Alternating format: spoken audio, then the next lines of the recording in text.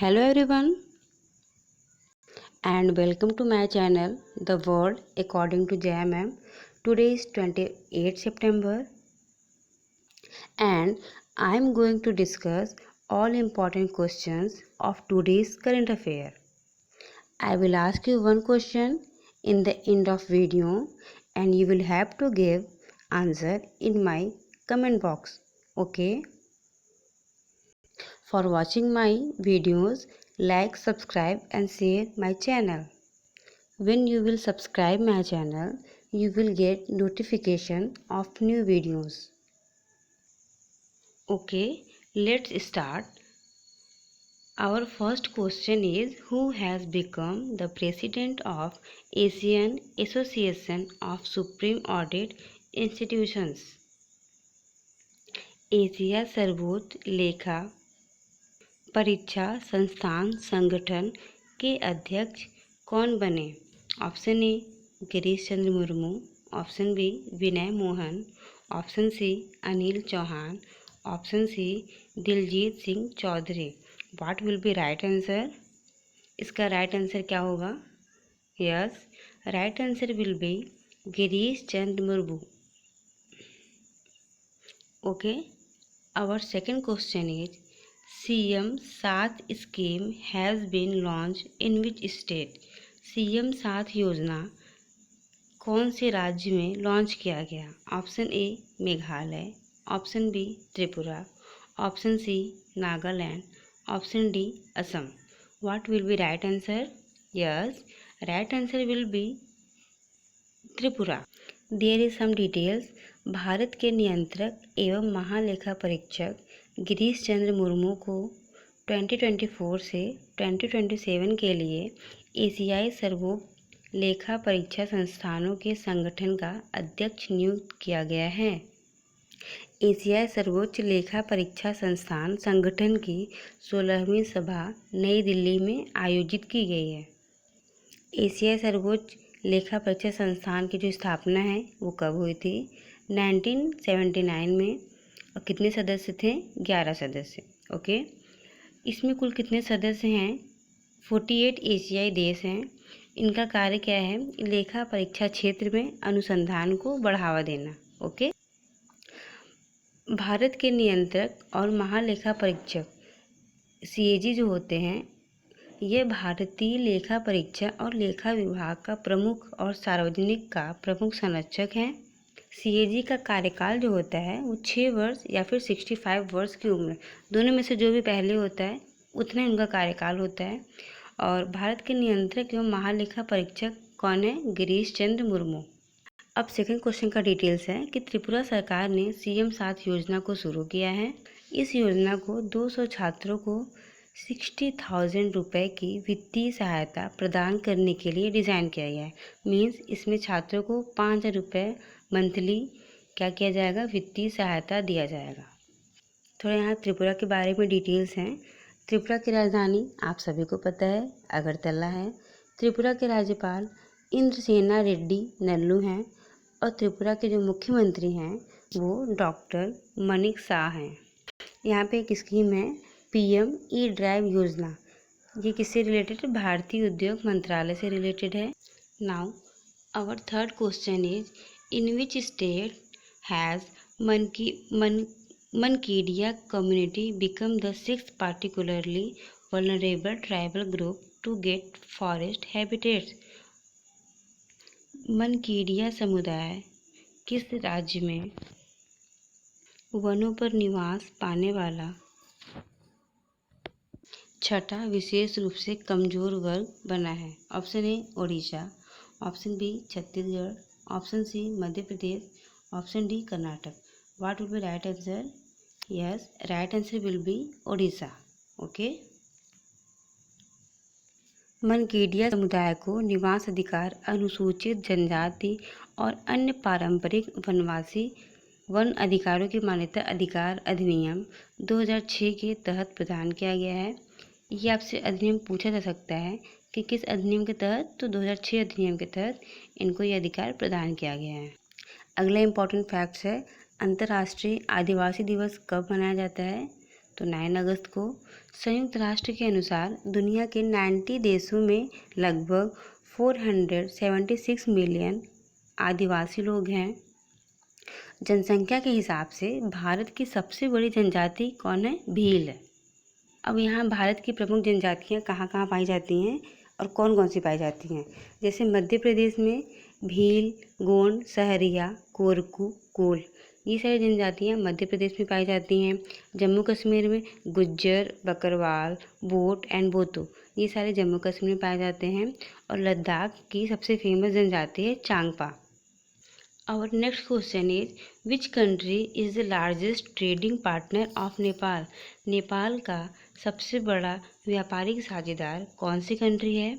Option A Japan, option B America, option C India, option D is Indonesia. What will be right answer?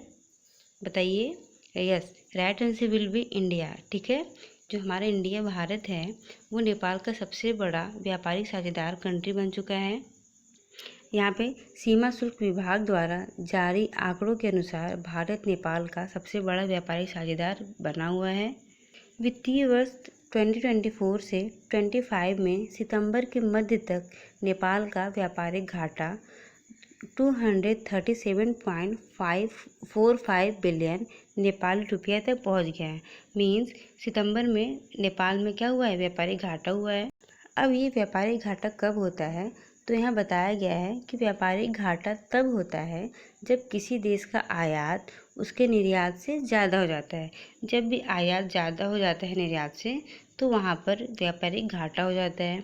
जैसे चीन के साथ नेपाल का व्यापार घाटा 51.80 बिलियन नेपाली रुपया है।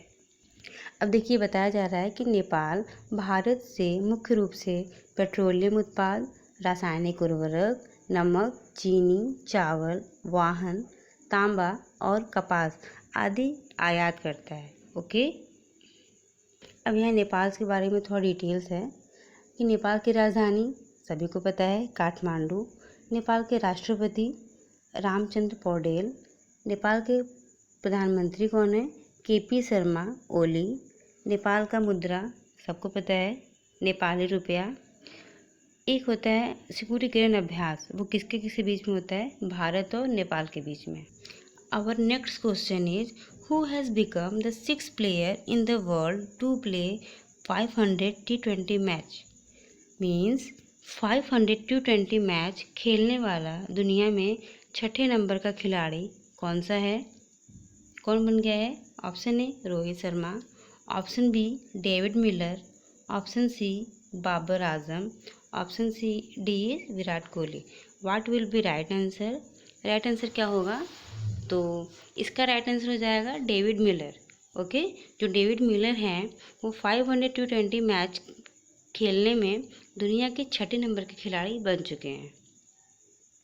अब यहाँ बताया जा रहा है डेविड मिलर जो है वो कहाँ के हैं? तो दक्षिणी अफ्रीका के बल्लेबाज हैं डेविड मिलर। उन्होंने 500 T20 मैच खेलने वाले दुनिया के 6ठे नंबर के खिलाड़ी बन गए हैं। यहाँ पे कुछ इम्पोर्टेंट फैक्ट हैं कि इंडिया ए ने क्रिकेट की दुलीप ट्रॉफी का खिताब जीता है। जसप्रीत बुमराह 400 या ज़्यादा विकेट लेने वाले 10वें भारतीय गेंदबाज बन गए हैं।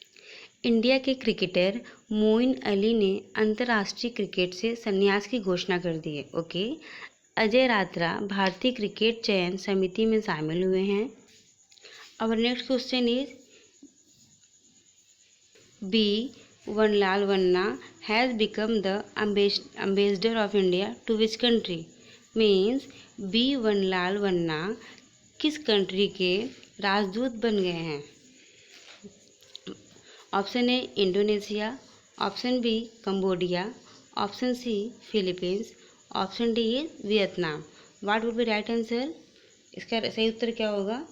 इसका आंसर हो जाएगा कंबोडिया। ओके, तो बी वनलाल वन्ना को कंबोडिया साम्राज्य में भारत का अगला राजदूत नियुक्त किया गया है।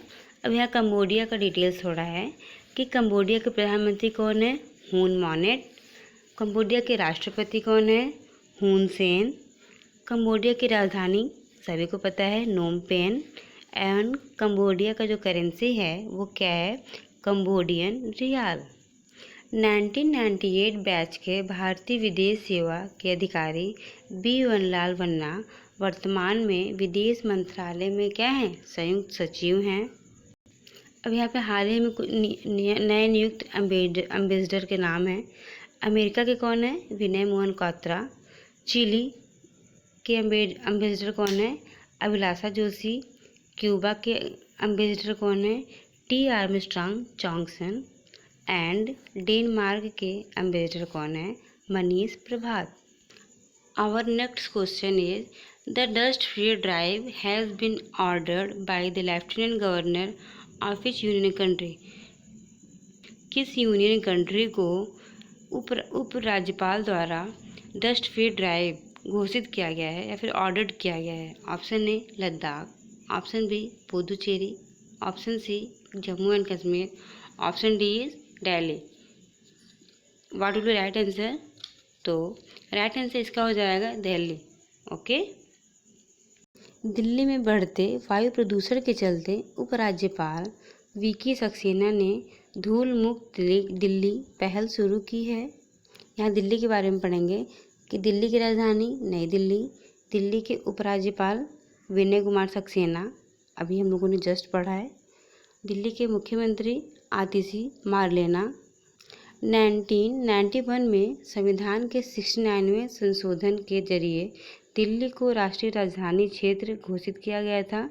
दिल्ली की जो पहली मुख्यमंत्री थी वो कौन थी, Sushma Swaraj. Our next question is when world tourism day is celebrated. World tourism day कब सेलिब्रेट किया जाता है? ऑप्शन ए 24 सितंबर, ऑप्शन बी 25 सितंबर, ऑप्शन सी 27 सितंबर और ऑप्शन डी इज 28 सितंबर। What will be right answer? So right answer will be 27 सितंबर। 27 सितंबर को वर्ल्ड टूरिज्म डे सेलिब्रेट किया जाता है। इस दिवस को मनाने का उद्देश्य पर्यटन के महत्व और इसके सामाजिक, सांस्कृतिक, राजनीतिक और आर्थिक मूल्यों के बारे में अंतर्राष्ट्रीय समुदायों के बीच जागरूकता को बढ़ाना। Okay. Our next question is which country has launched 8 satellite smart dragon 3 rocket. कौन सी कंट्री ने स्मार्ट ड्रैगन 3 रॉकेट से 8 उपग्रह को लॉन्च किया है? Option A Japan, option B Bhutan, option C China, option D Nepal. What will be right answer? आपको बताना होगा इसका राइट आंसर क्या होगा। तो इसका राइट आंसर हो जाएगा चाइना। चाइना ने स्मार्ट ड्रैगन 3 रॉकेट से 8 सैटेलाइट उपग्रह को लॉन्च किया है। यहाँ चाइना के बारे में बताया गया है कि यह एक पूर्व एशियाई देश है। यह कुल भूमि क्षेत्र में दुनिया का सबसे बड़ा देश है, जो आपको पता है। चीन के राष्ट्रपति कौन है? Xi Jinping. चीन की राजधानी क्या है? बीजिंग। चीन की राष्ट्रभाषा क्या है? मंदारिन। और चीन की मुद्रा रेमनबी। अभी थॉमस और उबेर कप 2024 में चीन ने पुरुष और महिला दोनों वर्ग का खिताब जीत लिया है। ओके। चीन के सेंझोउ 18 क्रू तियांगोंग अंतरिक्ष स्टेशन के लिए लॉन्च किया है। Sorry, I forget question number 9। In which state the first paperless election of India been held. India के कौन से स्टेट में पेपरलेस इलेक्शन हुआ था? Option A Chhattisgarh, option B Rajasthan, option C Madhya Pradesh, option D is Uttar Pradesh. Our right answer will be Madhya Pradesh. Madhya Pradesh Bharat का पहला state है जो पेपर रहित चुनाव को क्या किया? आयोजित करवाया। Okay. This question for you all. CM 7 scheme has been launched in which state. CM 7 scheme जो थी वो कौन से स्टेट ने लॉन्च किया था? ये आपको आंसर देना है कमेंट बॉक्स में। Thank you for watching. Don't forget to subscribe the channel the world according to JMM.